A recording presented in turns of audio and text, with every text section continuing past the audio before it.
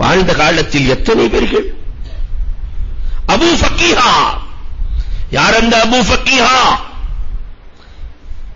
இவரும் உமையத் இப்னு கலஃபின் அடிமை. பிலால் எப்படி அடிமையோ அதே மாதிரி. வேதனை கொடுக்கப்படுகிறது சுடுமணலில்.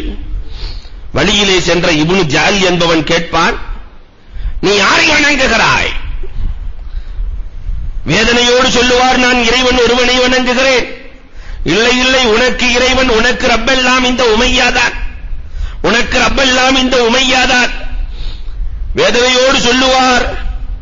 அபூ ஃபக்கீஹா சொல்லுவார், எனக்கு மட்டுமல்ல உனக்கும் உமையாவுக்கும் விண்ணுக்கும் மண்ணுக்கும் அதையெல்லாம் படைத்த ஒருவன் இருக்கிறான். அவன்தான் ஏக இறைவன், அவன் ஒருவன்தான் முஹம்மது நபி ஸல்லல்லாஹு அலைஹி வஸல்லம் அல்லாஹ்வினுடைய திருத்தூதர் என்று வேதனையோடு சொல்லுகிற பொழுது இப்னு ஜால் உமையாவை பார்த்து சொல்லுவான், இவனுக்கு நீ கொடுக்கிற தண்டனை எல்லாம் போதாது, பெரும் பாறையை தூக்கி கழுத்திலே வை, பெரும் பாறையை தூக்கி நெஞ்சிலே வை என்று சொல்ல, உமையா பெரும் பாறையை தூக்கி நெஞ்சிலே வைத்து வேதனை கொடுக்கப்படுகிறது, நெஞ்சிலே வைத்து வேதனை கொடுக்கப்படுகிறது. தன்னிலை அறியாமல் போகிறார்கள்.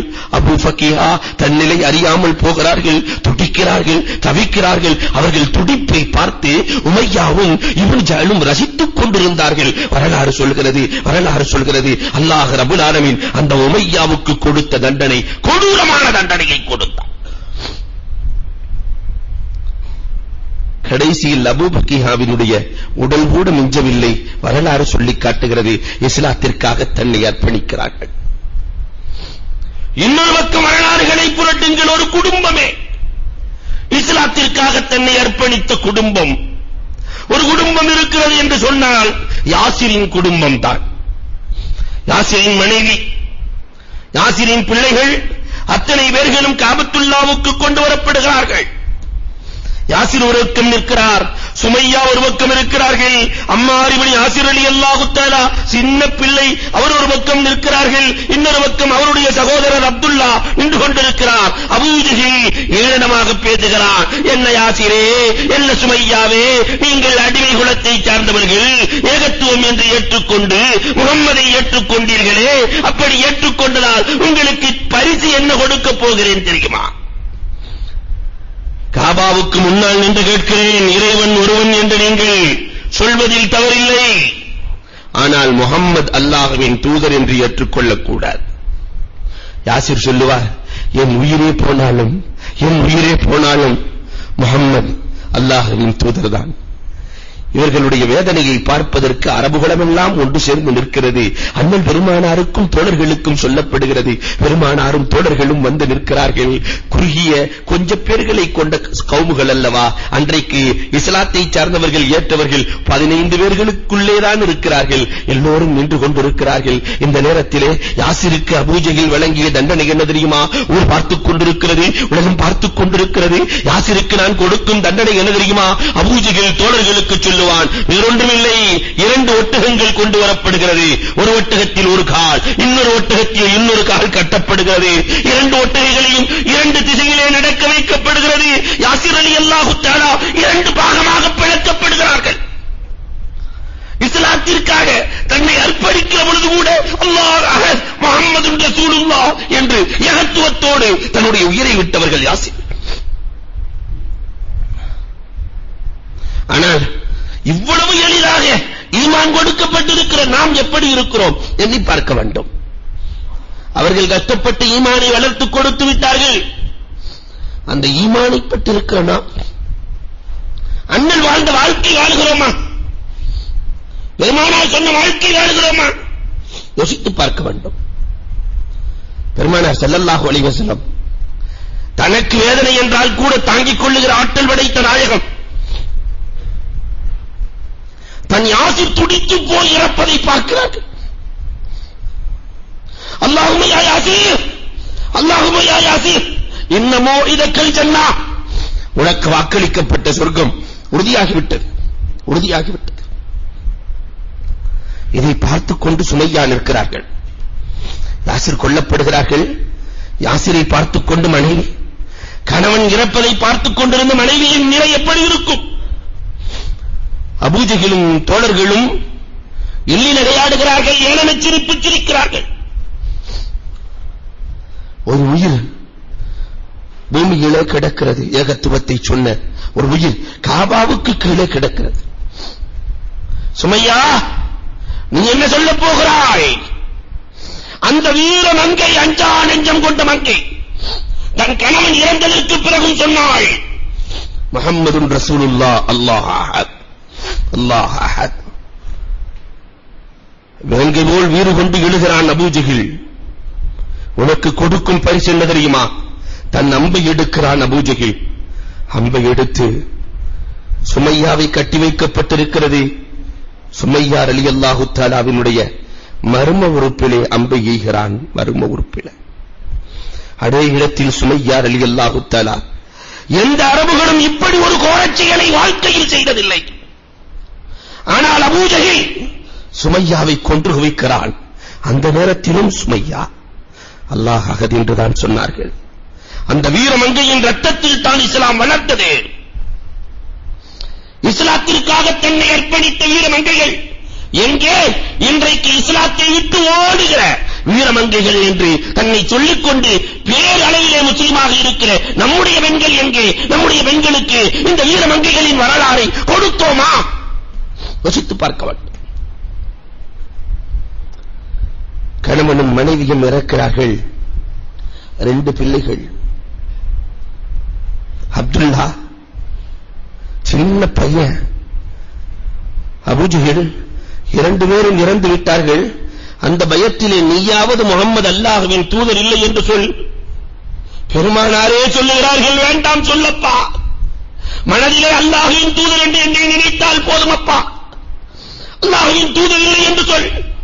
ஆனால் அந்த அஞ்சா நெஞ்சம் கொண்ட அப்துல்லா லா இலாஹ இல்லல்லாஹ் முஹம்மதுன் ரசூலுல்லாஹ் என்று சொல்லுகிற பொழுது அபூஜஹில் கொடுத்த பரிசு என்ன தெரியுமா? தன்னுடைய அம்பை தலையில் எய்து பின்பக்கத்தில் உருகுகிறான், மேலே குத்தி எடுக்கிறான். அந்த நேரத்திலும் அப்துல்லா, அல்லாஹ் அஹத், முஹம்மதுன் ரசூலுல்லாஹ். அந்த குடும்பத்தில் 3 பேர் சரிகிறார்கள். சின்ன பையன் யாசிர். யாசிருக்கு கொடுத்த பரிசு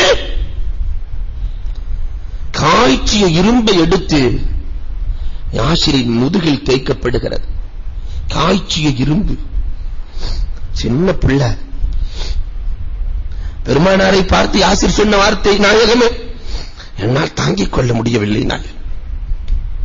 என்னால் முடியவில்லை நாயகமே. பெருமானார் சொல்லுவார்கள், பொறுத்து பொறுத்து பொறுமை இழந்த நாயகம், யானார் கூனி பர்தன் சலாமன் அலா அம்மார் கமா குந்த பர்தன் சலாமன் அலா இப்ராஹிம். இப்ராஹிமுக்கு நெருப்பை குளிர்ச்சியாக்கி கொடுத்த ரப்பே, இப்ராஹிம் நெருப்பிலே இறங்குகிற பொழுது எப்படி குளிர்ச்சியாக்கி கொடுத்தாயோ, என் அம்மாரின் முதுகிலே அந்த தீ படுகிற பொழுது அதை நீ குளிர்ச்சியாக்கி விடுறப்பே. அதற்கு பிறகு அம்மாரினுடைய முதுகிலே காய்ச்சிய இரும்பை இழுத்தால் பூவை வைத்து தேய்த்ததை போன்றிருக்குமாம். பெருமானார் ஸல்லல்லாஹு அலைஹி வஸல்லம் மாட்டிக் கொடுக்கிறார். அந்த குடும்பம் அம்மாரை தவிர பாக்கி 3 பேர்களும் கொல்லப்படுகிறார்கள். அல்லாஹ் ரப்பல் ஆலமீன் அம்மாருக்கு பிறகு ஒரு பெரிய வாழ்க்கையை கொடுத்தான் என்று வரலாறு பேசும். இந்த குடும்பத்தின் தியாகத்தில் தான் இஸ்லாம் வளர்ந்தது. அடுத்த ஒரு பெண்மணி லபீபா. யார் அந்த லபீபா? உமரே ஃபாரூக் ரலியல்லாஹு தஆலா அன்ஹுடைய அடிமை பெண்கள் 2 பேர்கள். ஒன்று லபீபா, பெருமானாரை ரசூல் என்று ஏற்றுக்கொண்டதற்காக இந்த உமர் ரலியல்லாஹு தஆலா கொடுத்த பரிசு என்ன தெரியுமா? லபீபாவை அடித்து அடித்து அடித்து அடித்து 2 கால்களையும் முடமாக்கினார்கள். லபீபாவால கடைசி வரைக்கும் நடக்கவே முடியாது. உமர் ரலியல்லாஹு அதெல்லாம் நினைச்சு பின்னால் அழுவார்கள். ஒவ்வொரு நாளும் லபீபாவிடத்தில் சென்று மன்னிப்பு கேட்பார்களாம். அம்மா லபீபா, நான் தெரியாமல் அடித்து விட்டேன் அம்மா, மன்னித்துக் கொள்ளுங்கள் அம்மா என்று ஒவ்வொரு நாளும் மன்னிப்பு கேட்பார்கள். வரலாறு சொல்கிறது. உமர் ரலியல்லாஹுவினுடைய இன்னொரு அடிமை பெண் ஜின்னீரா. உமர் ரலியல்லாஹு தஆலா அடித்து களைத்து போய் விடுவார்கள். ஜின்னீராவினுடைய மனம் உறுதியாக நிற்கும். இறைவன் ஒருவன் தான், முஹம்மது அல்லாஹ்வின் தூதர் தான் என்று உறுதியோடு நிற்கிறார்கள்.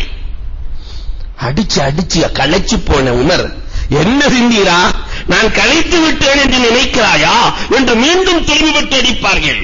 அடித்து கண் போனது. ஜின்னீராவின் கண் பார்வை போய் விடுகிறது. எந்த அளவிற்கு ஜின்னீரா தாக்கப்பட்டிருக்க வேண்டும். இந்த நேரத்தில் உமர் ஒரு வார்த்தையை சொல்லுவார், என்னுடைய லாத்தும் உஸ்ஸாவும் என்னுடைய கடவுளாக இருக்கிற லாத்தும் உஸ்ஸாவும் எப்படி உன் கண் பார்வையை பறித்தது பார்த்தாயா?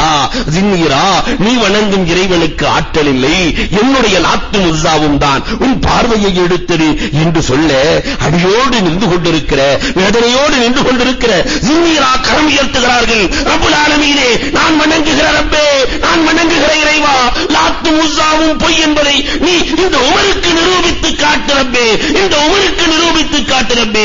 என் கண் பார்வையை ரத்தி வசரி, என் கண் பார்வையை நீ கொடுத்து விடு ரப்பே என்று சொல்ல, இழந்த பார்வை மீண்டும் பிறக்கிறது. உடனே உமர் சொன்ன வார்த்தை என்ன தெரியுமா? ஆதா சிஹ்ரு முஹம்மத், இது முஹம்மதினுடைய சூனியம்டர். முஹம்மதின் சூனியம் தான் இழந்த பார்வையை மீண்டும் கொடுத்திருக்கிறது. அந்த ஜின்னீராவின் ரத்தத்தில் தான் இந்த இஸ்லாம் வளர்ந்திருக்கிறது.